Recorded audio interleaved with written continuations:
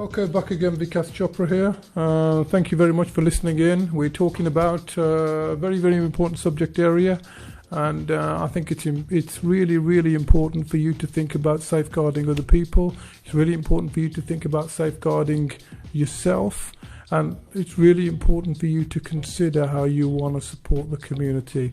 And if you have a story out there that's quite interesting, well, very interesting, that you want to share out there, you can feel free to come onto the show and talk to us.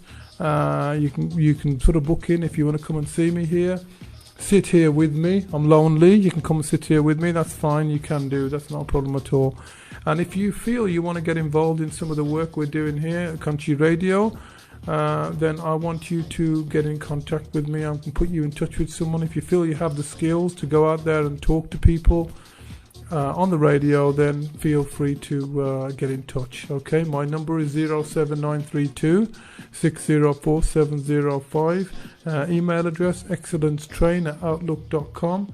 We're here to give you the support that you need. Okay, so I'm talking about safeguarding a little girl disabled, 5 years old, in foster care. A little girl disabled, 5 years old, in foster care. Now these are real instances, real circumstances, real situations that have happened. A little girl in foster care, 5 years old. You can hear her crying. She's put in the cot and she cries all day. This goes on for days and days. And this girl, she's 5 years old, she's disabled. The foster carers are not upholding their duties. That's the scenario. 5-year-old girl crying, being shouted at, told to shut up, told to be quiet. Think about that for a second. What kind of damage would occur to a child who's left in that vulnerable state? What kind of damage would they be experiencing? You can hear them crying all day. What an uncomfortable situation. And you are the next door neighbour. You are listening to this. It's going on and on and on and on. Right. A friend's daughter reveals, 9 years old, that her uncle has been sexually abusing her. A friend's daughter reveals, 9-year-old, that her uncle has been sexually abusing her. For a 9-year-old girl, what could she be going through in her mind? How is she going to speak out? What should she do? She doesn't even know really what's going on. She doesn't even know what's right and what's wrong. But she's been coerced and frightened and threatened. And that is to be kept a secret. 9-year-old girl.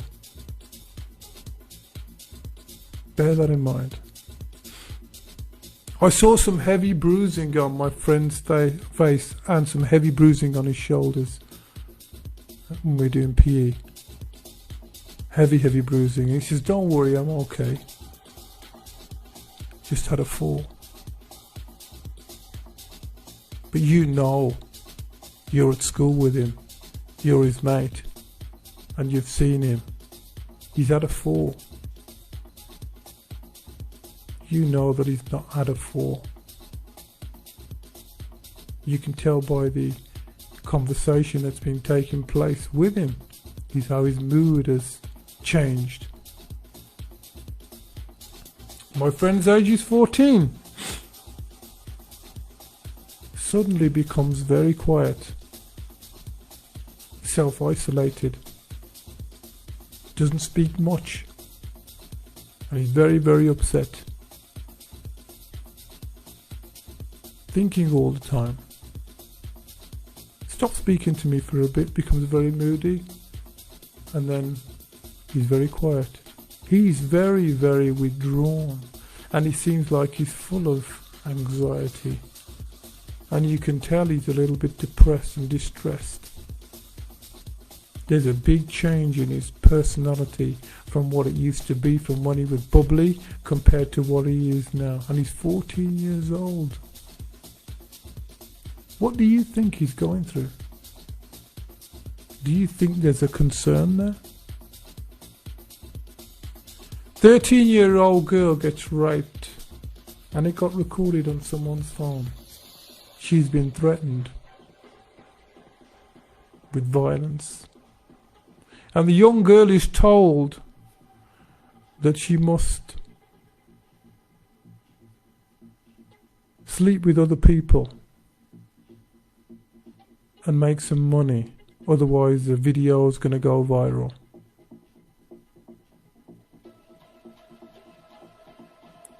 What do you think she's going through? What do you think she's going through? How do you think she's going to resolve her issues? Now, the question is, all these scenarios here from the fight, they're very real scenarios, and inspired by true life events. They're very real scenarios. They're not just scenarios. How does one cope when they are abused? How does one cope? How do you help someone? What kind of damage occurs to that person that needs that support? How do you support that person to relive again because they've been through this abuse? I just want you to take those scenarios into consideration, and I'm going to ask you some personal questions. Now, what would you do? How would you respond to someone that is suffering? Yesterday we're talking about safeguarding. How would you respond to someone that is suffering? Have you ever said to yourself, I'm not getting involved? It's nothing to do with me. I'm not getting involved. Why should we get involved? Let them deal and sort it out for themselves. It's their family matter. Why should I get involved? Why should I get involved? Have you ever said that? Whose business is safeguarding? Whose business is safeguarding? Whose business do you think safeguarding is? Is it your business? Or is it not your business?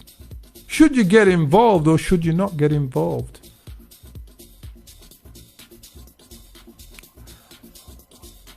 When you make a complaint to the police, now I'm going to go for a quick break and we'll be back in just 1 second. Hold that question there.